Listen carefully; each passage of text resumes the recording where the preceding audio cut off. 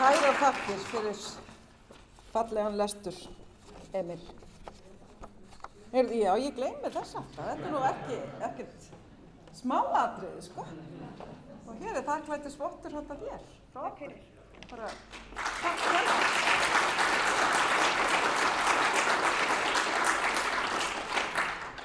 Og þá komið að Önnu Þorbjörgu Ingólfsdóttur, lektor. Og hún ætlar að flytja okkur erindi það hvaða ljóð nemendur velja sjálfir á lokahátíðum stóru upplestrakeppninnar. Og ég mjög spennt að heyra það. Gjör svo vel.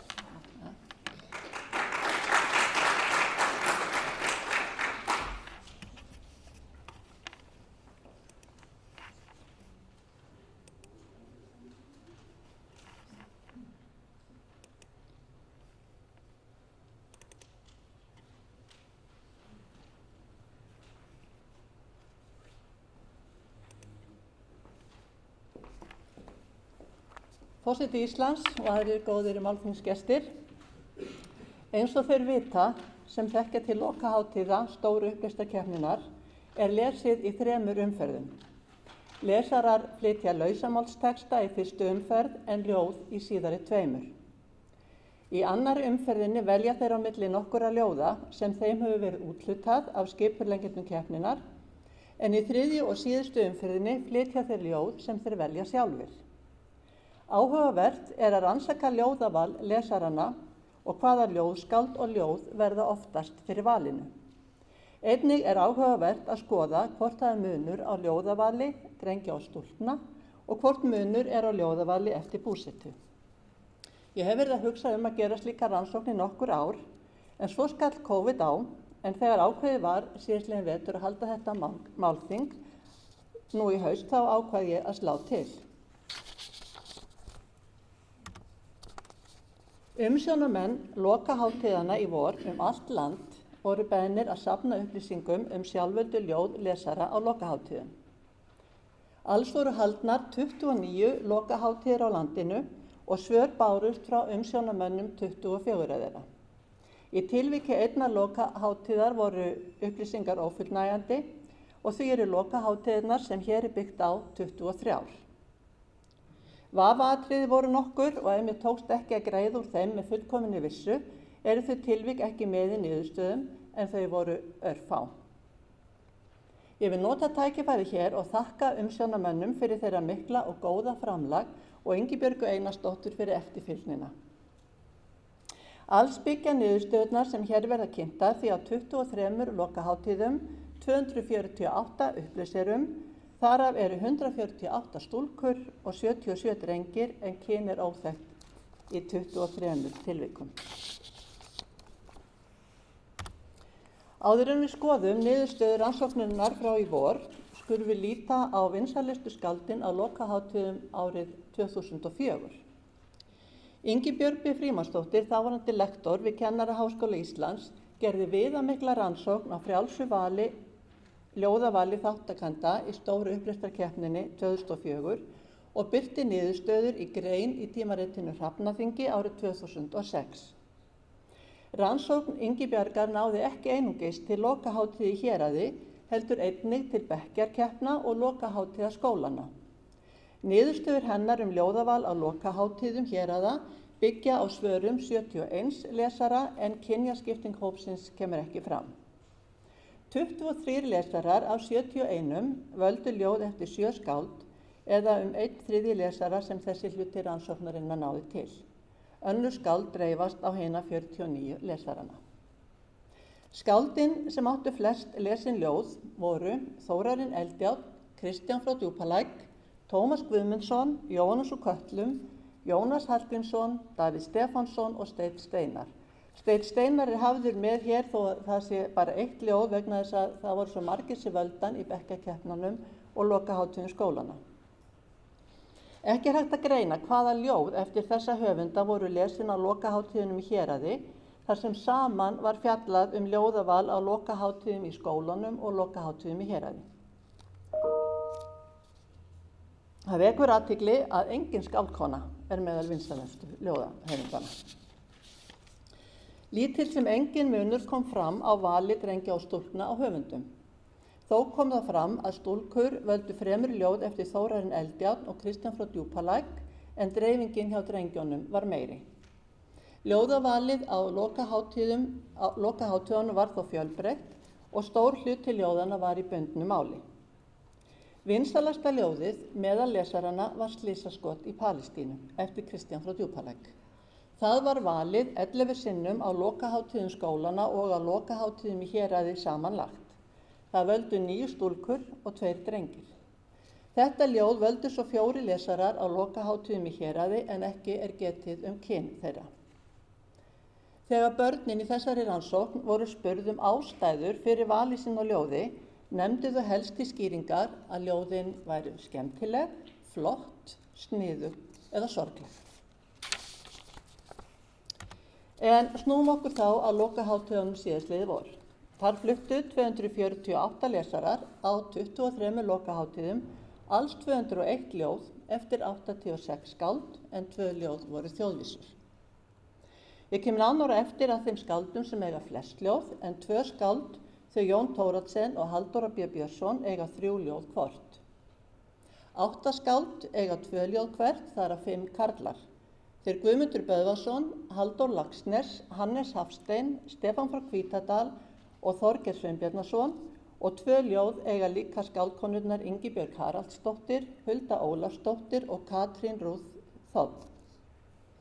Meðal þeirra 66 skálda sem eiga 1 ljóð hvert eru mörg þekkt skáld. Til dæmis Hallgrímur Pétursson, Hannes Pétursson, Ólöf Sigurðardóttir frá Hlöðum og Nína Björk Árnadóttir. Og karlarnir eru 2-falt fleiri en konurnar. Svo eru líka 4 ljóð eftir tónlistafólk, þau Bubba, Bjarnar Guðlaugsson, Bríeti og Jónas Sig. 3 lesarar fluttu ljóð eftir náin ættingja og 3 ljóð eru eftir erlend skáld. En það er óhætt að segja að ljóðavalið hafi verið mjög fjölbreytt, alveg eins og sýndi sig 2004. Þess má geta hér að drengir velja mest ljóð eftir karla. 61 drengur af 77 valdi ljóð eftir karlskáld. Stúlkur velja hins vegar ekki frekar ljóð eftir konur en karla. 31 stúlka af 148 valdi ljóð eftir skáldkonu. Í einstaka tilviki fluttu lesarar ljóð eftir skáld úr héraði en það var satt að segja alls ekki áberandi eða áberandi þáttur í vali lesaranna. Engin grundvallarmunur kom heldur fram á ljóðavali lesara af annars vegar höfuðborgarsvæðinu og hins vegar af landsbyggðinni, svo ég ætla ekki að fjalla meira það. Ef miðað er við þau skáld sem 4 eða fleiri lesarar velja ljóð eftir, þá eiga 12 skáld flest ljóðin, 10 karlar og 2 konur. Í 8 efstu sætunum eru karlar. Þórarinn Eldjárn og Kristján frá Djúpalæk eru langvinsælustu ljóðskáld á lokahátíð 2022, en þeir áttu líka flest ljóðin árið 2004. Jafn margir lesarar, eða 35, velja ljóð eftir þá 2, en þeir velja fleiri ljóð Þórarins en Kristjáns. Það eru því 70 lesarar, eða rétt tæplega 30% lesaranna, sem velja ljóð eftir annan hvort þeirra. Við sjáum líka að nöfn skáldanna í næstu sætum eru kunnuleg frá 2004.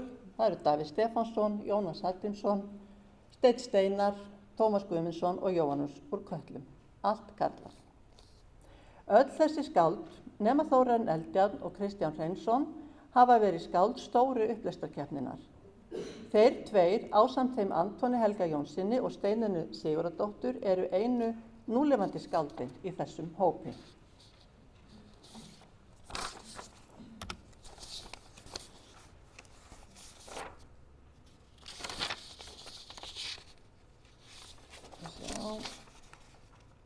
Frá árinu 1997 hafa alls 22 skáld verið ljóðskáld stóru upplestarkeppninnar og ljóð eftir þau flutt í annarri umferð lokahátíðina allt land. Ljóðin sem lesurum stóðu til boða eftir flest þessara skálda eru aðgengileg á heimasíðu Radda. Alls 110 lesarar lásu 72 ljóð eftir 16 af þessum skáldum. Það er á þeim 23 lokahátíðum sem rannsóknin nær til. Það gera 45% lesara og 35% þeirra ljóða sem flutt voru. Hér má svo sjá vinsælustu 9 ljóðin, flutt af 3 eða fleiri lesurum. Og þau eru eftir 4 höfunda. Og af þessum 9 ljóðum á Kristján frá Djúpalæk 6 ljóð. Þórarinn Eldjárn, Steinn Steinar og Davíð Stefánsson eiga svo 1 ljóð hver. 7 lesarar völdu ljóðið Fiðrildið eftir Kristján frá Djúpalæk, 5 völdu ljóðið Bókagleipi eftir Þórarinn Eldjárn og 5 ljóðið Slísaskot í Palestínu eftir Kristján frá Djúpalæk, sem var eins og við munum vinsælasta ljóðið líka 2004. 38 lesarar eða nærri 1/4 lesara valdi 1 þessara 9 ljóða og 1 eða fleiri ljóðana var flutt á 17 af þeim 23 lokahátíðum sem hér liggja til grundvallar. Það má sjá nokkurn mun á ljóðavali drengja og stúlkna, en hér er miðað við öll ljóð sem lesin voru af 2 lesurum eða fleiri af sama kyni. Það er meiri dreifing í ljóðavali drengja eins og var 2004. Engir 2 drengir lesa sama ljóðið önnur en þessi 3 sem við sjáum á glærunni. Vinsælasta ljóðið meðal drengja er Bókagleipir eftir Þórarinn Eldjárn, en það valdi engin stúlka. Sama á við hin 2 ljóðin, Rottur og Dalalæðu, það valdi þau heldur engin stúlka. Vinsælasta ljóðið meðal stúlkna er Slísaskot í Palestínu, en það valdi engin drengur. Engin drengur valdi heldur ljóðin Í fjarlægum skógi, Morgunböl, Bæn, Mamma ætlar að sofna eða Konan sem kyndir ofninn minn, en reyndar er óvíst kyn eins lesara þess ljóðs. 4 stúlkur lásu vinsælasta ljóðið á lokahátíðum 2022, Fiðrildið, eftir Kristján frá Djúpalæk. 1 drengur las þetta ljóð, en kyn 2 annara sem það lásu ekki vitað, svo það er erfitt að tala kynjamun í því sambandi. 4 stúlkur lásu líka ljóðið Togararnir talast við, en aðeins 1 drengur. 2 stúlkur lásu ljóðið Eitt blóm í grjóti, en óvíst er kyn hinna 2 sem það völdu. Í rannsókn Ingibjargar kom fram, eins og áður er nefnd, að börnin vildu helst ljóð sem að þeim finnst skemmtileg, flott, sniðug eða sorgleg. Það kemur vantarlega engum á óvart að börn skuli fyrst og fremst velja ljóð sem þeim finnst skemmtileg eða höfða til þeirra tilfinningalega, og það rímar ágætlega við niðurstöður þeirra erlendu rannsókna í þessum efnum sem Ingibjörg vísar til í greininni sinni. Í þeim kemur meðal annars fram að börn hafa mestan áhuga á ljóðum sem þau skilja og hæfa þroska þeirra og reynslu, ljóð sem þau geta tengt sig við og ljóð sem segja sögu.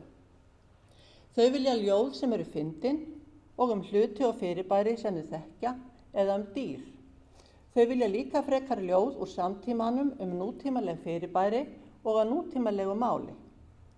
Rím, hrynjandi og hljóðeiginleika ljóðana höfða mest til barnanna af einstökum eiginleikum ljóða, en ljóð með flóknu táknrænu orðalagi og flóknu myndmáli höfðu síst til þeirra. Og þetta er allt vert að hafa í huga þegar laða á börn að ljóðum.